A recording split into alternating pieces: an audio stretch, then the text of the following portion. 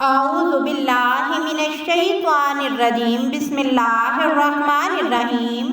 میرے معزز سامعین کرام اور میرے پیارے پیارے بہن بھائیوں، السلام علیکم ورحمۃ اللہ وبرکاتہ۔ تو میرے پیارے بہن بھائیوں، آج میں نبی کریم صلی اللہ علیہ وآلہ وسلم کے صحابہ کرام کے بارے میں بتاؤں گی کہ وہ اپنی نمازوں کی کس طرح حفاظت کرتے تھے، اور اگر کوئی ان کی نماز چھوٹ جاتی تھی تو اپنے نفس کو کس طرح نماز کی طرف لگاتے تھے اور اپنے نفس سے کس طرح جنگ کرتے تھے۔ حضرت عمر فاروق رضی اللہ عنہ کی ایک نماز جماعت کے ساتھ سے رہ گئی۔ اس کے کفارے میں آپ نے ایک باغ کھجوروں کا، جو کہ بہت گراں قیمت تھا، تو خیرات کر دیا، اور حضرت تمیم رضی اللہ عنہ ایک رات اتفاقیہ سو گئے تو عشاء کی نماز ان کی جماعت کے ساتھ چھوٹ گئی۔ آپ نے عہد کیا، اس کی قضا میں پورا سال رات کو نہیں سوؤں گا، تو آپ نے پورے سال کی راتوں میں نہیں آنکھ لگائی اور نہ ہی سوئے، اور اللہ تعالیٰ کی نماز، قرآن اور عبادت میں مصروف رہے۔ کہو سبحان اللہ۔ اور ہماری نمازیں دل کیا تو ادا کر لی، دل کیا تو چھوڑ دی، لگاتار پڑھ لی، اور کبھی بہانے بنا لیے کہ کل سے باقاعدہ شروع کروں گا۔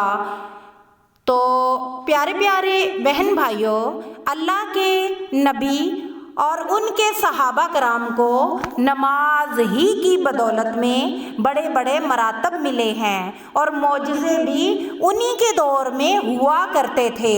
ہماری نمازیں تو ایسی ہیں کہ ہم کھڑے تو نماز میں اللہ تعالیٰ کی بزرگی بیان کر رہے ہیں، اور ہمارا دھیان دنیا کے کاموں میں لگا ہوا ہے۔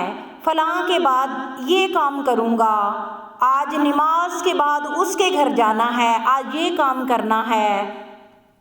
تو اس قسم کے خیالات بھی جو دنیا داری میں مبتلا کرتے ہیں، وہ بھی نماز کو مکروہ کر دیتے ہیں۔ پیاری بہنوں اور بھائیوں، جس کی نماز اچھی ہے اس کی آخرت اچھی ہے، اور اس کی دنیا بھی اچھی ہوگی۔ اور آپ نماز میں دھیان لگائیں، سجدے کی جگہ پر دھیان رکھیں کہ میرے سامنے میرا پیارا رب کھڑا ہے، وہ مجھے دیکھ رہا ہے، میرے دل اور دماغ میں جو بھی آنے والے خیالات ہیں وہ ان کو جانتا ہے۔ تو آپ کبھی بھی دنیا داری کی باتوں میں دھیان نہیں دیں گے، پھر نماز میں ہی دھیان دیں گے، کہ بلکہ اللہ کے سامنے باادب کھڑے ہو کر اس کی بزرگی بیان کریں گے۔ حضرت غوث پاک رحمت اللہ فرماتے ہیں کہ جو شخص نماز کو مکمل طور پر ترک کر دیتا ہے، اللہ تعالیٰ 15 طریقے سے اس کو عذاب دیتے ہیں۔ 6 عذاب تو دنیا میں ہی اس پر نازل ہو جاتے ہیں۔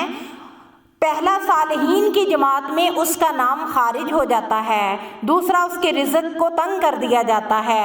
تیسرا، اس کی دعائیں قبول نہیں ہوتی۔